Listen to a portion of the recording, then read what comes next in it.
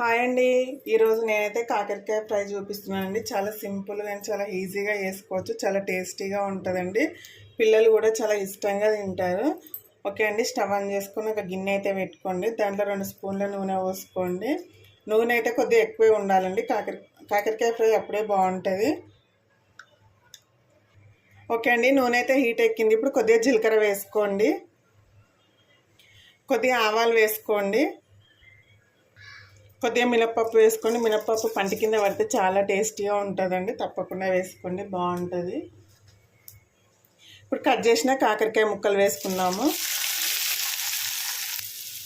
మూత పెట్టకుండా ఫ్రై చేయండి. కాకరకాయలు అనేది చేదు అనేది బయటికి వెళ్ళిపోతుందండి. మూత పెడితే అందులోనే ఉంటుంది. సో మూత పెట్టకుండా ఫ్రై చేసుకోండి. ఒక 5 మినిట్స్ వరకు అయితే మూత పెట్టకండి, ఇలానే వేయించుకోండి మీడియం ఫ్లేమ్లో పెట్టుకొని. చూడండి, కాకరకాయలు అయితే 50% వరకు ఉడికిపోయినాయి కదా. ఇప్పుడు ఇందులో కట్ చేసిన ఉల్లిపాయ ముక్కలు వేసుకుందాము. ఇప్పుడు కట్ చేసిన ఒక ఉల్లిపాయను వేసుకోండి.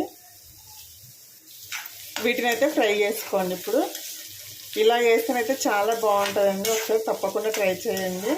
మనము కాకరకాయలు కట్ చేసేటప్పుడు ఉప్పు కొద్దిగా పసుపు వేసుకొని నానబెట్టుకోండి. మినిమం ఒక 10 మినిట్స్ నానబెట్టుకొని గట్టిగా ప్రెస్ చేస్తే అందులోకి వెళ్ళి వాటర్ అన్నీ బయటికి వెళ్తాయండి.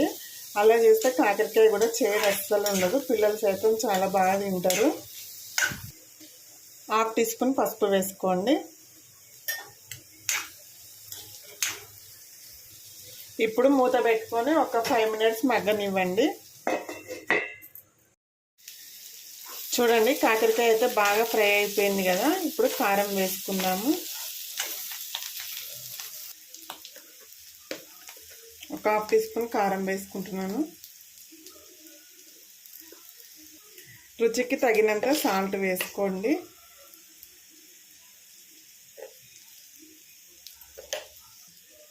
ఒక 1/2 టీ స్పూన్ ధనియాల పొడి వేసుకోండి. ఇప్పుడంతా ఒకసారి బాగా కలుపుకుందాం దీన్ని.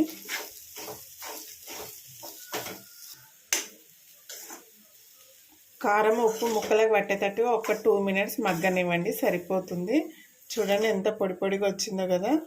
చాలా బాగుంటుందండి ఫ్రై అయితే. ఒక 2 మినిట్స్ మగ్గనిద్దాం దీన్ని. కాకరకాయ అయితే రెడీ అయిపోయిందండి. ఈ స్టేజ్లో స్టవ్ ఆఫ్ చేసేసుకుందాము. ఓకేనా, వీడియో కనుక నచ్చినట్టయితే ఒక లైక్ చేయండి, షేర్ చేయండి, అలాగే మన ఛానల్ని సబ్స్క్రైబ్ చేసుకొని సపోర్ట్ చేయండి ఫ్రెండ్స్. ఓకే మరి, బాయ్.